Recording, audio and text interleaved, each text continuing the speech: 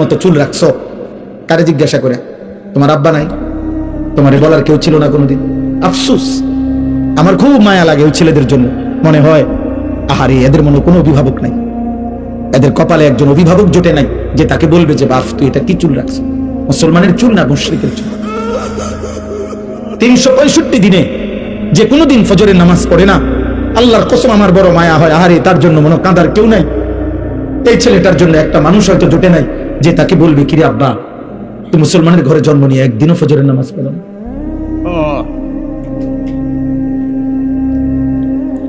আহা, তোমার কপালে বুঝি জুটলো না? আহা, আফসুস বাপ। দুনিয়া ভোগ করা, ভাত মাছ চাল ডাল, নারী ছবি, জিনা ব্যভিচার, লজ্জাস্থানের চাহিদা, পেটের চাহিদা পূরণ, এইটুকু তো জানোয়ারেরও পূরণ। একটা কুত্তাও তো খায়, ঘুমায়, পেশাব পায়খানা করে। একটা কুত্তারও তো যৌন চাহিদা পূরণ হয়, কুত্তারও তো বাচ্চা হয়, কুকুরের বাচ্চা হয় না? তো কেমনে হয়? যৌন চাহিদা পূরণ না হলে কি হয়? এটুকুর নামই যদি জীবন হয়, এটুকুই যে খাইয়া দাইয়া ভালো আছি, পেশাব পায়খানা করে ভালো আছি, জিফুত লইয়া হুজুর দোয়া করেন খাইয়া দাইয়া আল্লাহ ভালো রাখছে। খাইয়া দাইয়া কিতা ভালো রাখছে? খাইয়া দাইয়া নি ভালো আছেন। মুসলমান বুঝি এটা কয়? তো গরু ছাগল কি খাইয়া দাইয়া ভালো নাই? কাফের বেঈমান খাইয়া দাইয়া ভালো নাই? তো আপনি এটা কি কইলেন? জিফুত লইয়া খাইয়া দাইয়া ভালো আছি, এটা নি বুঝি মানুষে কয়? মুসলমান বুঝি এটা বলে? এর নাম বুঝি মুসলমান? বলেন আব্বা, বলেন বাবা, চাচারা বলেন, আমার দাদারা বলেন, ইন্নাল্লাযীনা লা ইয়ারজুনা লিকাআনা ওয়া রাদু বিল হায়াতিদ দুনিয়া ওয়া ইতমাআন্নু বিহা ওয়াল্লাযীনা হুম আন আয়াতিনা গাফিলুন। এই চারটা কথা শুনেন। কোরআনুল কারীমের সূরা ইউনূস, একটা সূরা আছে ইউনূস নবীর নামে, এই সূরার আয়াত।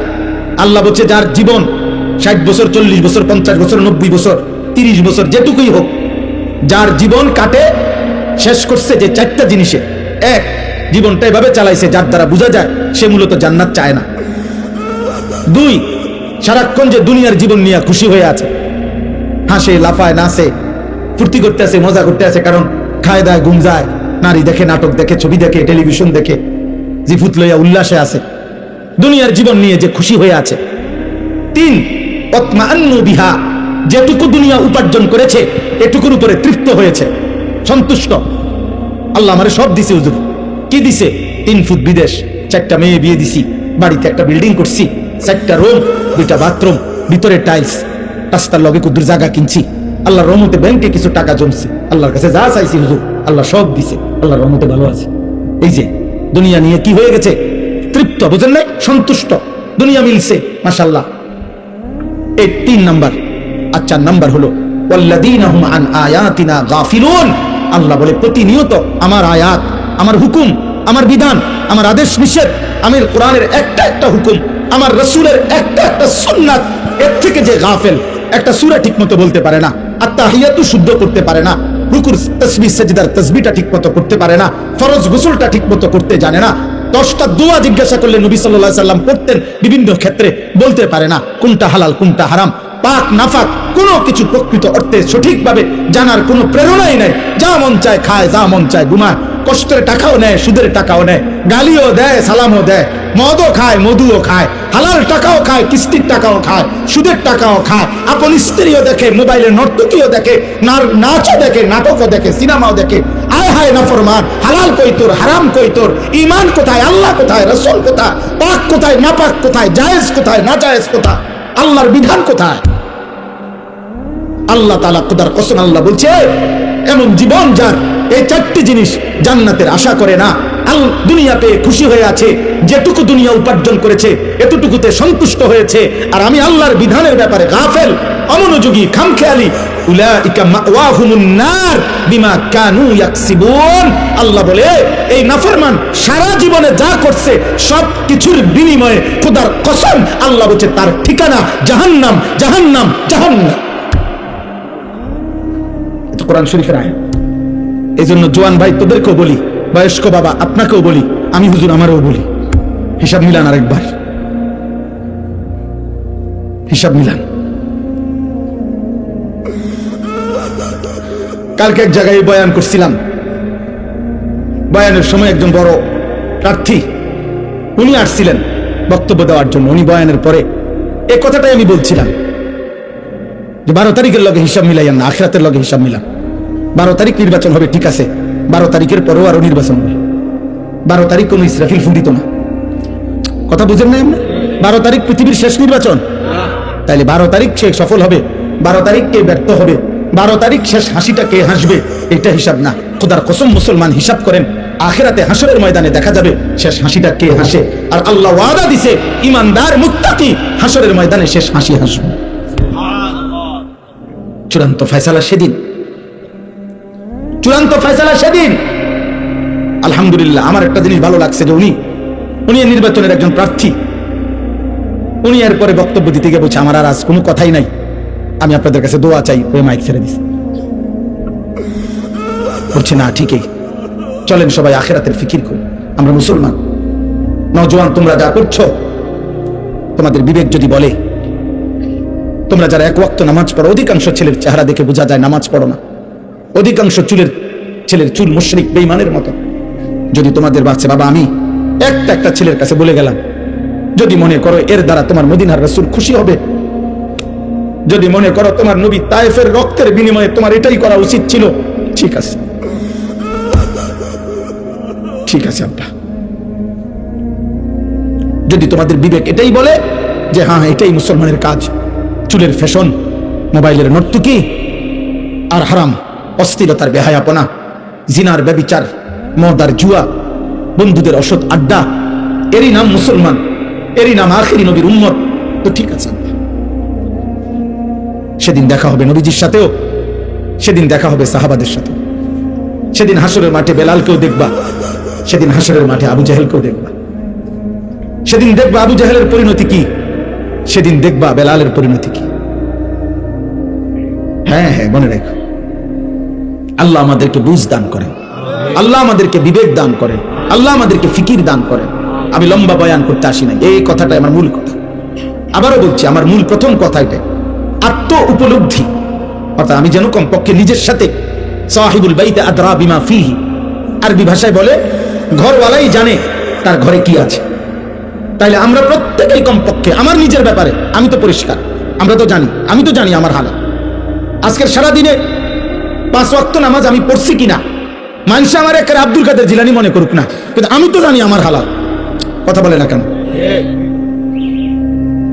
বহু বুজুর্গানি দিন আমরা কিতাবে পড়ছি, কানতেন রাতের অন্ধকারে যে আল্লাহ আমার হাজারো ত্রুটি, হাজারো গুনাহ আপনি আপনার সত্তার নামের বরকতে আপনার বান্দাদের কাছ থেকে লুকাইয়া রাখছেন, আড়াল করে রাখছেন। যদি আমার গুনাহ প্রকাশ পাইতো, তো যে মানুষগুলো আমার বুজুর্গ মনে করে, ওই মানুষগুলো আমার জুতা দিয়ে ফিরত। এই জন্য বাবা, প্রত্যেকেই আপনাদের কাছে অনুরোধ, ছেলেরা বাবা তোমাদের কাছে অনুরোধ, আব্বা এমন সুন্দর জীবন নষ্ট করে দিও না, তোমারে তুমি শেষ করে দিও না। ওয়ালা তুলকু বিআইদিকুম ইলা তাহলুকা, আল্লাহ তাআলা বলেন বান্দা তোমরা নিজেকে নিজে শেষ করে দিও না, ধ্বংসের দিকে ঠেলে দিও না।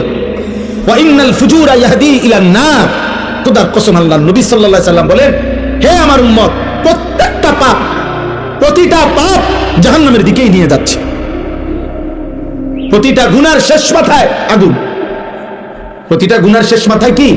আগুন। প্রতিটা মিথ্যার শেষ প্রান্তে চুরি, ডাকাতি, জিনা, ব্যভিচার, মদ, জুয়া, নারী, ছবি, অশ্লীলতা, বেহায়াপনা, অসভ্যতা, নোংরামি, সুদ, কিস্তি, হারাম, ওজনে কম দেওয়া, গালি, ঠকানো, গান, বাদ্য, নাটক, সিনেমা, নর্তকী, বেহায়া, বন্দিক, বেপরদিগি, সবকিছুর শেষ মাথায় জাহান্নাম, আগুন।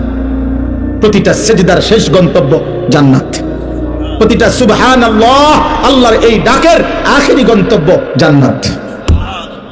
দাওয়াহুম ফিহা সুবহানাকাল্লাহুম্মা ওয়া তাহিয়াতুহুম ফিহা সালাম ওয়া আখিরু দাওয়াহুম আনিল হামদুলিল্লাহি রাব্বিল আলামিন। আল্লাহ আশ্চর্য কথা বলছে কোরআনে। আল্লাহ বলছে জান্নাতি বান্দা 3 জিনিস জান্নাতে সারাক্ষণ বলবে। 1, জান্নাতি বান্দা জান্নাতে সারাক্ষণ বলবে সুবহানাকাল্লাহুম্মা, আল্লাহ আপনার পবিত্রতা বর্ণনা করছি, এমন সুন্দর জান্নাত আপনি আমারে দিয়েছেন। 2, জান্নাতি বান্দা একে অপরকে দেখলেই বলবে সালাম, সালাম, আসসালামু আলাইকুম, আসসালামু আলাইকুম, মানে আপনিও শান্তিতে আমিও শান্তিতে। জান্নাতে একজন আরেকজনকে বলবে, দোস্ত আপনার শান্তিও আর শেষ হবে না, আমার শান্তিও আর শেষ হবে না, এই সুখ আর কোনোদিন শেষ হবে না। 3 নাম্বার, ওয়া আখিরু দাওয়াহুম আনিল হামদুলিল্লাহি রাব্বিল আলামিন। জান্নাতি বান্দা যেই কোনো নিয়ামত ভোগ করার পর ফেরেশতা যখন জিজ্ঞাসা করবে কেমন লাগলো, কোনো অসুবিধা আসেনি, জান্নাতি বান্দার কথা থাকবে একটাই, আলহামদুলিল্লাহ, আলহামদুলিল্লাহ। এর চাইতে উত্তম হয় কেমনে, এর চাইতে সুন্দর হয় কেমনে? বুঝেন নাই? আমরা তো দুনিয়ার ক্ষেত্রে বলি ওই যে খারাপ না, তবে আড্ডিটা একটু মাশাআল্লাহ। বুঝছেন কথাটা?